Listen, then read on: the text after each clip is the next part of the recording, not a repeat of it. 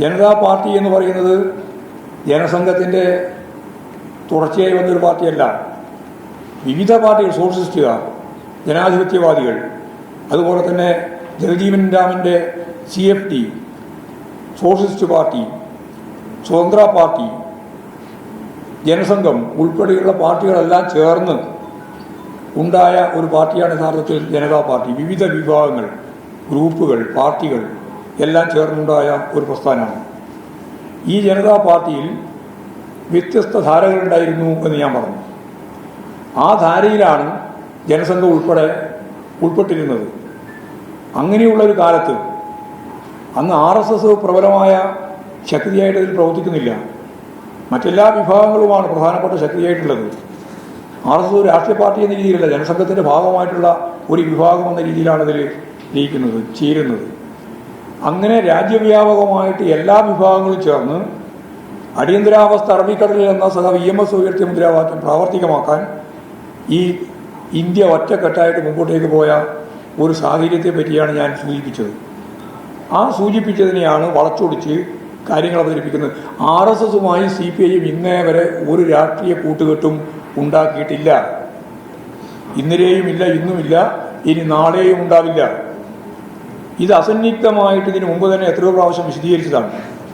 അടിയന്തരാവസ്ഥയുടെ ഈ പ്രത്യേക പശ്ചാത്തലത്തെ അഭിമുഖീകരിക്കാൻ വിവിധ രാഷ്ട്രീയ ധാരകൾ ചേർന്ന് മുമ്പോട്ടേക്ക് പോയപ്പോൾ അന്ന് രൂപീകരിക്കപ്പെട്ട ജനതാ പാർട്ടി യഥാർത്ഥത്തിൽ പിന്നീട് ആ ജനതാ പാർട്ടിക്കകത്ത് തന്നെ ഉയർന്നു വന്ന ഏറ്റവും പ്രധാനപ്പെട്ട പ്രശ്നം എന്തായിരുന്നു?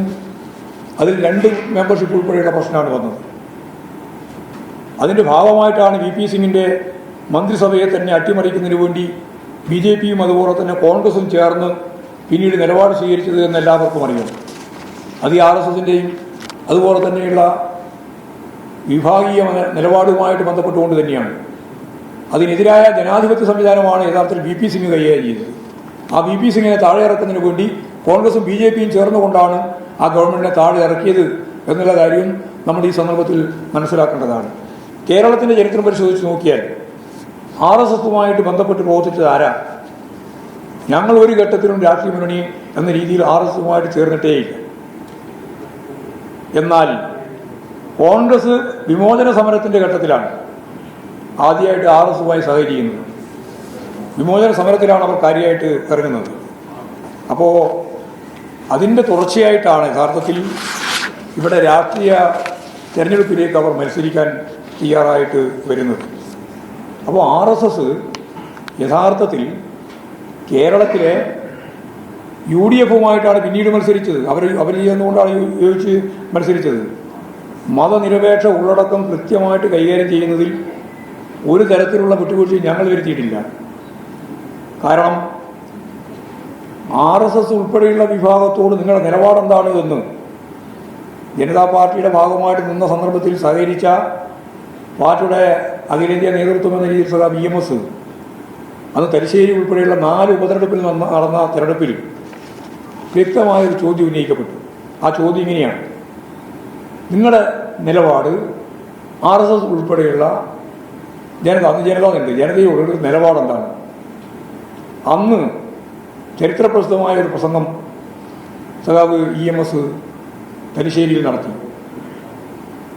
അത് RSSൻ്റെ വോട്ട് ഞങ്ങൾക്ക് വേണ്ട എന്നാണ്. RSSൻ്റെ വോട്ട് ഞങ്ങൾക്ക് വേണ്ട എന്ന് അസന്നിഗ്ധമായിട്ട് പ്രഖ്യാപിച്ച EMS ആണ്.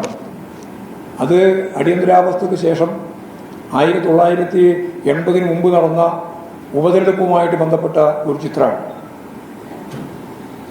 അപ്പോൾ ഒരു തരത്തിലുള്ള ബന്ധവും ഇടതുപക്ഷ പ്രസ്ഥാനവുമായിട്ട് RSSന് ഉണ്ടായിട്ടില്ല എന്ന് പറയാൻ വേണ്ടിയിട്ടാണ് ഞാൻ ഇത്രയും കാര്യങ്ങൾ പറഞ്ഞത്. മതനിരപേക്ഷ നിലപാട് ഉയർത്തിപ്പിടിച്ച് ഇടതുപക്ഷം ആ 4 സീറ്റും ജയിക്കുന്ന സ്ഥിതിയാണ് ഉപതെരഞ്ഞെടുപ്പിൻ്റെ ഭാഗമായിട്ടും ഉണ്ടായത്.